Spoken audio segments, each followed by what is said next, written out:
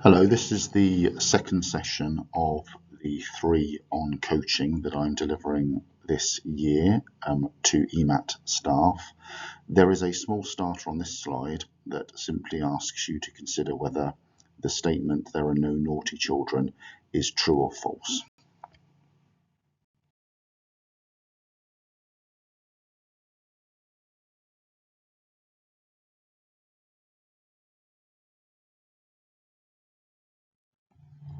Whereas our first session was focusing more on the coaching provision and the coaching process, now that the coaching is well underway for this year, this second session explores the topic of challenging conversations.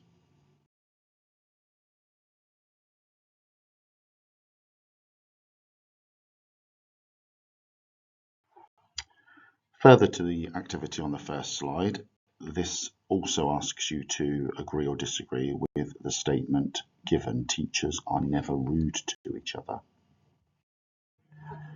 When thinking about engaging in conversation with anybody associated with the school you work in, there are any number of reasons as to why that person or those people may be challenging. On the slide in front of you, you can see some of the reasons why students might be challenging. Look at these and then move on to the next slide, which offers some explanations as to why teachers may also prove challenging. As with students, there are any number of reasons why teachers might prove to be challenging. Simple, we are human beings, tiredness, contextual factors, mitigating factors outside of school, workload inevitably. They may well be in the early stages of their teaching career and may find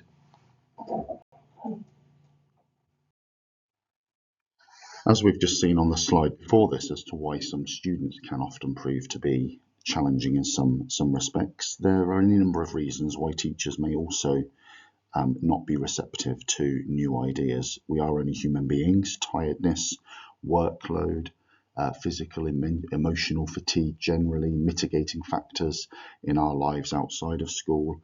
And of course, depending on the level of expertise or experience we have in our careers, that can also make us more or less receptive to new ideas. If we're in the early stages of our careers, we may well be very open to new ideas because everything is new to us. Sometimes members of staff who are in the later stages of their career are quite happy with things going how they've been and therefore may not be so receptive. Here are just a couple of examples of research relating to knowing your audience. Teachers obviously need to know their students in order to create personalised and motivational environments. However, the relationships between adults are also key in underpinning school communities. Take a few moments to view the clip on your screen now, taken from one of the greatest movies of all time, Dead Poets Society. If you've not seen it, I'd certainly recommend that you do watch that imminently. The scene you're about to watch is just a very, very small snippet that explores how some teachers are very much keen to maintain the status quo and can sometimes find new ideas quite threatening.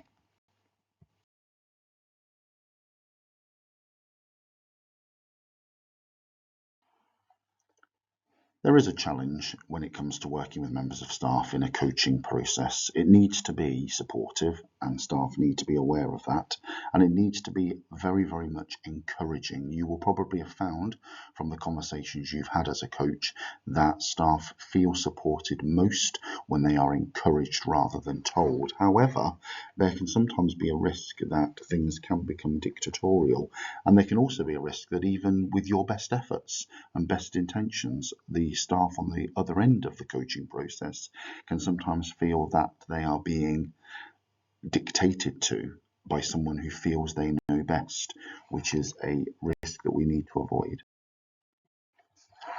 This next clip is simply an introduction to what will appear on the next slide. It explores the concept of mirroring. That is a theory that can be applied during the coaching process to reduce the potential for any challenging conversations. When working with staff and students, your own mannerisms and presentation can often be reflected in the person you are speaking with. So thinking about your posture, thinking about the way in which you speak, and thinking about the language that you use can allow somebody to reflect what you are displaying. Likewise, if a member of staff is initially quite comfortable with you, you yourself reflecting that and mirroring that process can result in a positive conversation. Think about ensuring that your own seating position and your own posture mirrors the member of staff you are working with. Think about how the language that they are using is reflective in the language you are using. And in order to ensure that things are smooth and comfortable for all parties, make sure that the tempo, the volume that you speak at mimics the person who is speaking to you. This diagram takes us back to one of the points made during the first session at the end of 2025. Ultimately, a coaching meeting needs an element of planning. It is not something that can just be done impromptu or without any forethought. Ultimately, we need to think about the aims of the meeting, the progress that has already been made by the member of staff, the activities that they can try or they have tried, any issues that they see arising, but everything comes back round to their well-being.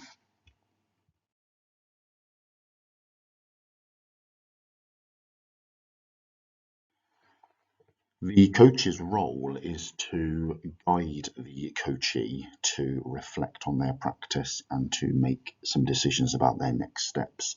The previous slide explores this relationship in the sense that you might have some of the bigger picture of the process, but you need to encourage the coachee to dig down into the minutiae. We looked at some sentence stems back in the 2025 meeting, but also please see on your slide here some examples of the sorts of phrasing that can be used to encourage rather than dictate.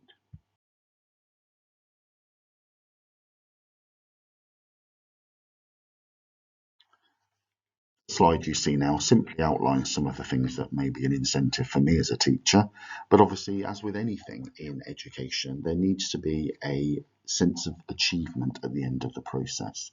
In order to relieve the potential for challenging conversations, it's important at the outset that all staff are on board, as with our students in our classrooms, that all of those are on board with what the purpose of the activity is and what they will get out of it.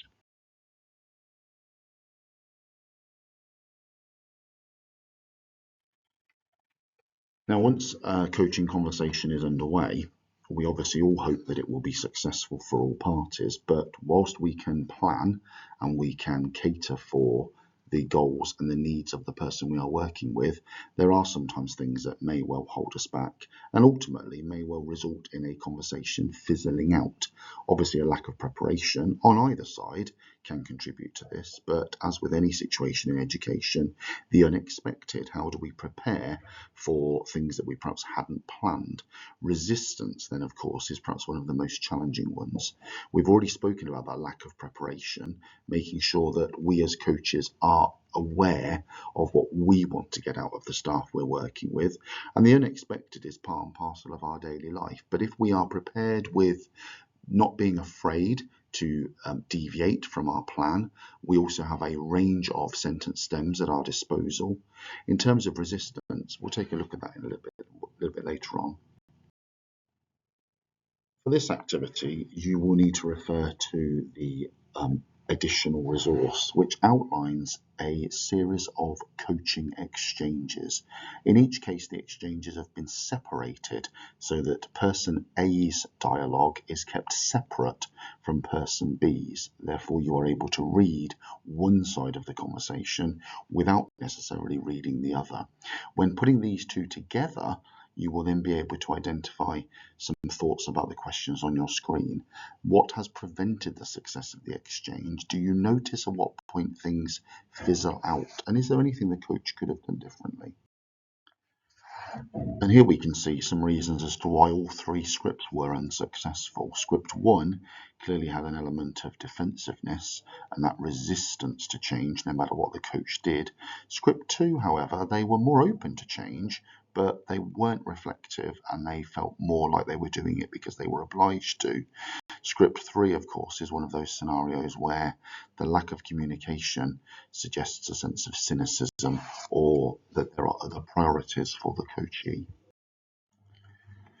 The theory named on the slide that you can see here is built on very, very slightly on the following slide, which was for my purposes only during the presentation.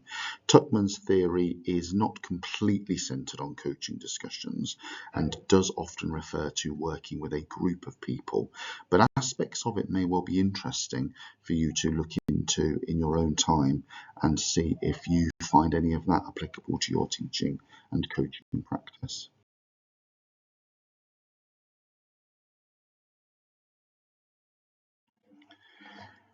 Any of the Tuckman theory is interesting. It's probably the storming stage, which is where effectively the coach and the coachee really do look to ignite some momentum into the process, looking at the concern, looking at the issue, making sure that we're aware that we are on the side of the coachee and that we are willing to look at options in order to reach a point of resolution.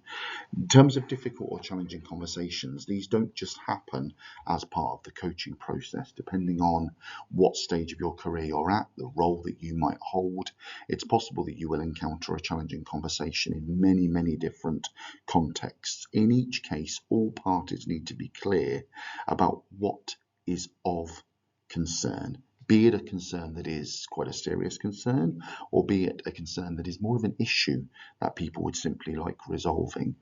Either way, we must show that we are on the side of the person we are speaking to, and we must be willing to explore together the options that are available to us. However, as with our coachees, we do not want to leave a conversation without there being some potential for follow-up. What is going to happen next?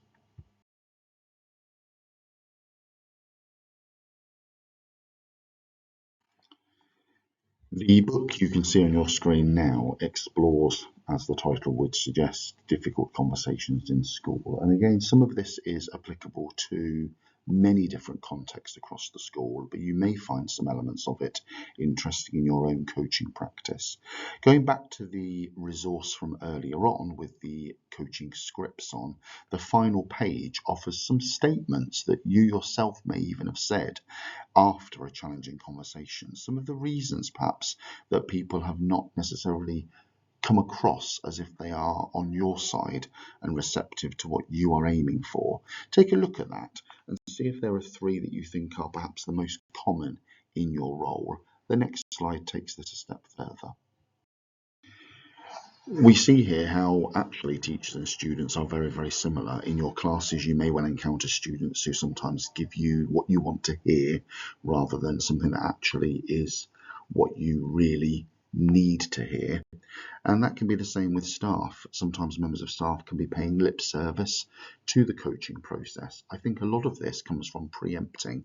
And I think if we can be, as coaches and as schools, very clear from the outset about not only how this is beneficial to the member of staff, but going forward, the impact it will have, then we can foster an ethos where staff are actually willing to say something purposeful, not just something to get you off their back.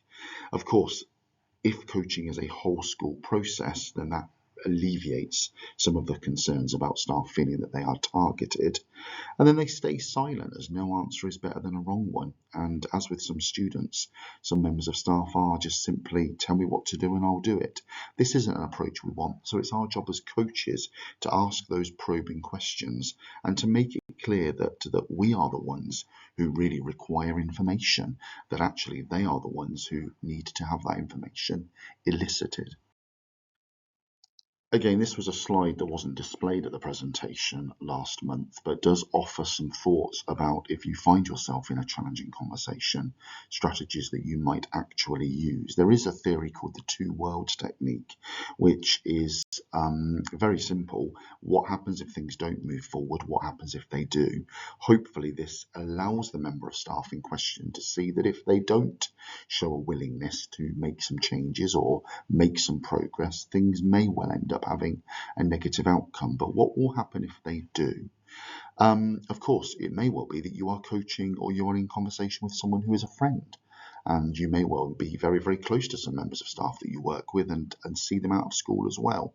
It's a case of reminding ourselves that when having a conversation professionally, that can be kept separate from the personal relationship. If you feel, of course, that someone's not hearing you, we can use the repetition or broken record method. Repeat yourself, repeat yourself, repeat yourself. Of course, if things do become heated, and we hope this is a very rare experience, then you need to be the one who takes the time to pause. In going back to our discussions earlier on about mirroring, if they become heated and you retaliate with that sense of heat, things will break down. If you take time to pause, it allows them to slow down their pace also. And silence, well, silence can sometimes be good. Just because the coachee is being silent doesn't necessarily mean they're being unresponsive. It may mean they are reflecting, and your silence may prompt them. Sometimes teachers can find this very uncomfortable. We find that we need to fill the silence, but our silence can sometimes prompt them and allow them to understand that it's not a problem for them to take time to reflect. Some concluding points here. Remembering that what is a challenging conversation for you may also be a challenging conversation for them.